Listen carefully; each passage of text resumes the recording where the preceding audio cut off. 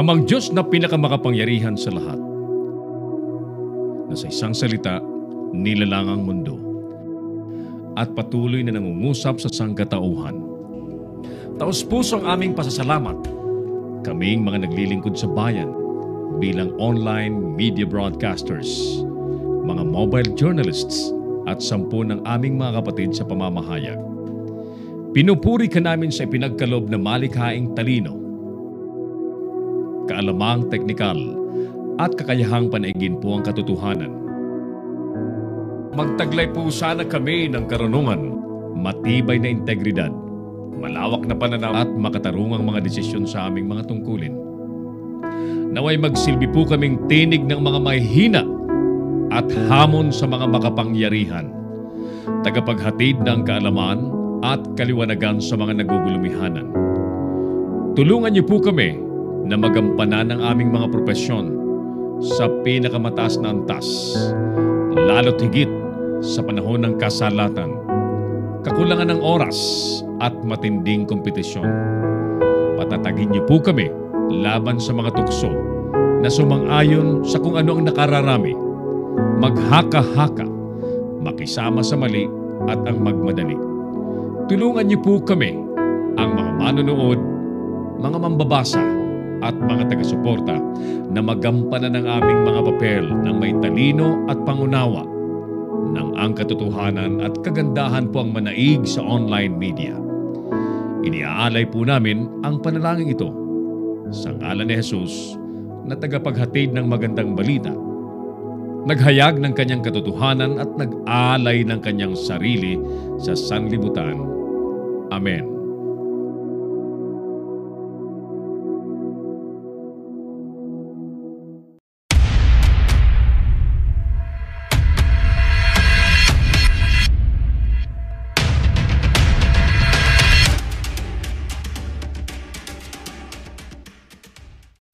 Narito ang mga isyong dapat abangan sa Kamaong Asero. Bago maglandfall, Falcon magiging ganap na bagyo ayon sa Pag-asa. DOH itinas na sa national level ang dengue alert. Mga tinatamaan patuloy pang dumadami. Student discount sa pamasahe permanente na. Batas pinirmahan na ni Duterte. Mga sinibak na opisyal ng BOC haharap kay Duterte ngayong araw. Surprise drug test isinagawa sa mga empleyado ng BOC. Patuloy naman nagawan sa pagka-House Speaker, posible daw makaapekto sa ekonomiya. Senado binuhay ang panukalang batas para itaas ang sahod at benepisyo ng mga barangay officials. Philippine Army okay sa Russian Forces training. Kahit manilaw-nilaw ang tubig, Maynila tiniyak na ligtas gamitin ang kanilang tubig. At ituturing ng krimen ang mga peking balita sa social media.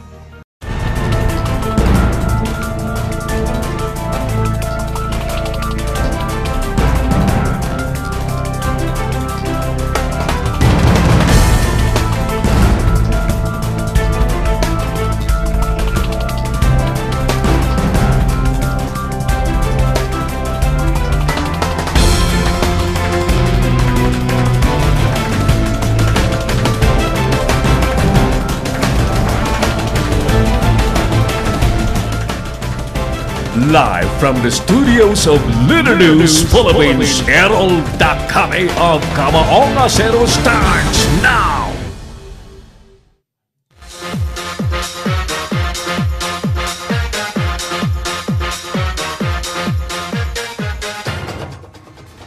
Kung itutuloy daw ang investigasyon ng UNHRC sa drug war sa bansa, may ilalabas daw silang sex video. Bayan, anong sa inyo?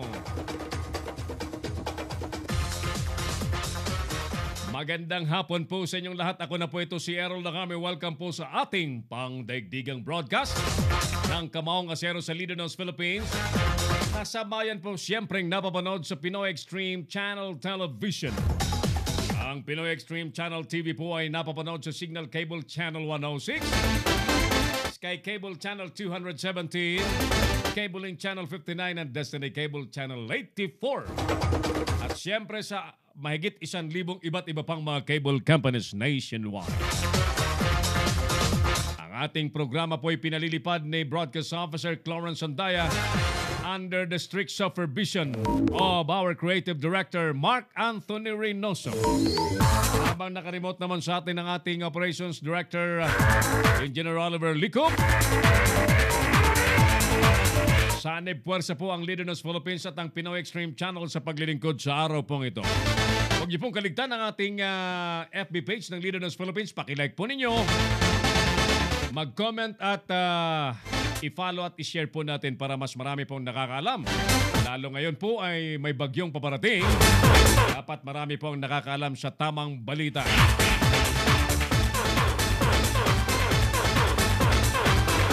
Tasan mo nga, Chloe, yung mic ko saglit. Kunti lang yung mic. Yan. Para mabalansin natin yung audio.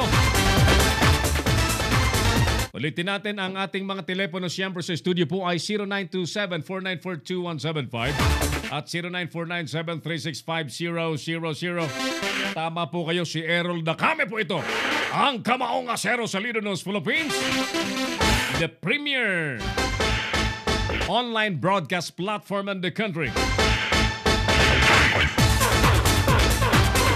Unahin na po muna natin ang lagay ng panahon sapagkat sinasabi po ng Pag-asa na magiging ganap daw na bagyo si Falcon. Ang tropical depression ni si Falcon ay magiging bagyo talaga bago man maglandfall sa Cagayan Province. Alamin natin ang detalye ng weather bulletin na yan. Mga suki, nasa linya natin si Aljon Tamondong ng DOST Pag-asa Cordillera. Yes, Aljon, magandang hapon po sa inyo. Ano po ang latest weather bulletin, sir? Good afternoon po. Severe Weather Bulletin number 2, issued po ito ng 11 a.m., July 15, 2019. Tropical Depression Falcon has slightly accelerated while maintaining its strength. Today, July 15, scattered to widespread rain showers and thunderstorms will be experienced over Bicol region and eastern Visayas due to the trap of Tropical Depression Falcon and over Zamboanga Peninsula, Bangsamoro, Mimaropa, and the rest of Visayas due to the southwest monsoon.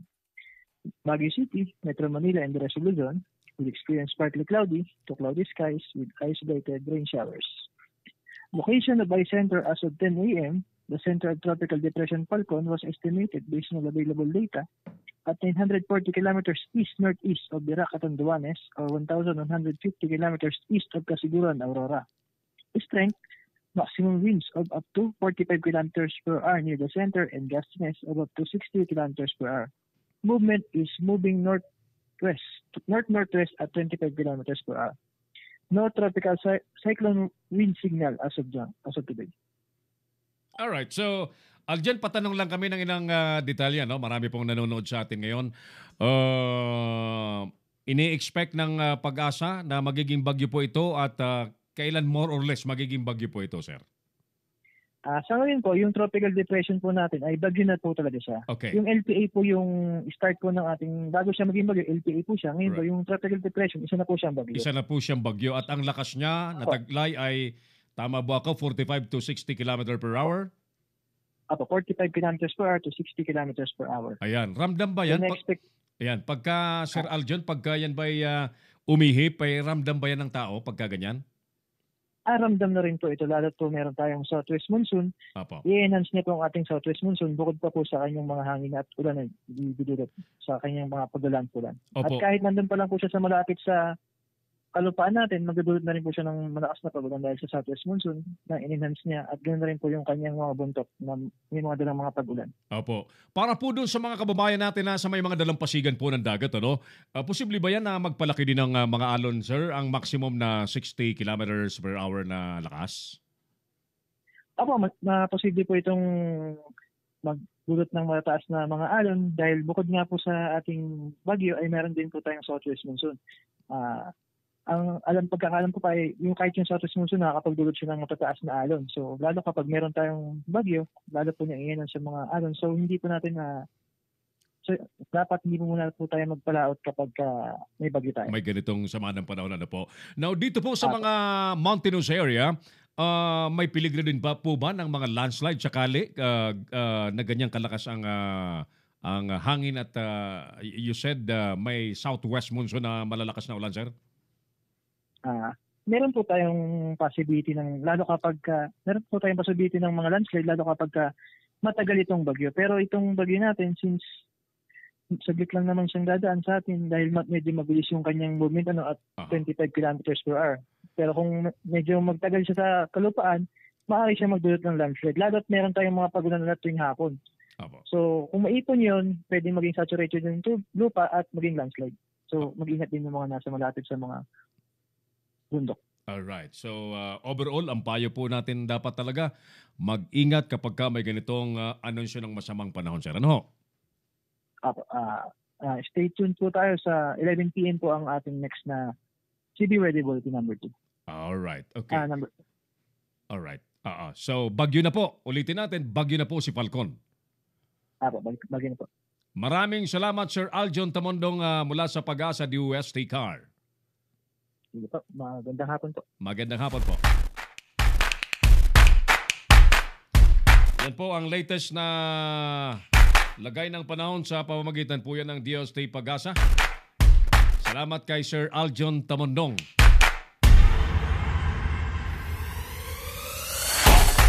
Ulitin natin ang ganitong bagamat parang mahina lamang na ihipon ng hangin, nagbababala na po ang mga ahensya ng gobyerno na mas maigi pang wag nang magbaka sakaling, especially yung mga naghahanap buhay po sa dagat, may mga biyahe po sa katubigan na wag nang magbaka sakali baka malagay pa kayo sa balag ng alanganin. Ano ho?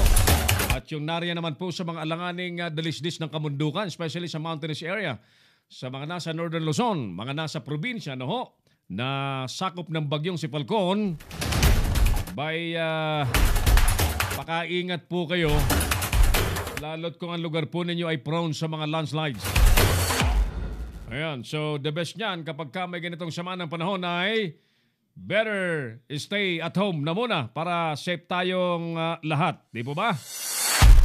Ulitin natin ang ating survey question. Kung itutuloy daw po ang investigasyon ng UNHRC sa drug war sa bansa, may ilalabas daw silang sex video, mga kaibigan. So, anong sa inyo? Ano pang masasabi ninyo? We would like to hear your opinion, mga suki. So, ang ating mga telepono po ay 0927-494-2175 at 0949-736-5000. Ang ating landline naman ay, ano nga yung landline natin? 442, ano na? Nakaligtan ko na yung landline na. 619-1274. Sariling landline na hindi na memorize. 619-1274. Yan po yung ating landline. But you can easily reach us sa ating cellphone number na cellphone hotlines 0927-494-2175. Kung itutuloy daw po ang investigasyon ng UNHRC sa drug war, dito po sa ating bansa, maglalabas daw po sila ng sex video. Ayan. Natutuwa ba kayo? Natatawa ba kayo? We would like to hear your opinion about what's happening in our country, no? Balikan ko po kayo, mga suki, no? Pagkalipas mo ng ilang importanteng palalas. Stay where you are. Magbabalik si Errol na kami sa Kamaong Asero. Bring your business over 1 million TV or online. Reach your target customers anytime, anywhere. Your brand on TV or on the web. Get more customers and grow your business. Advertise now.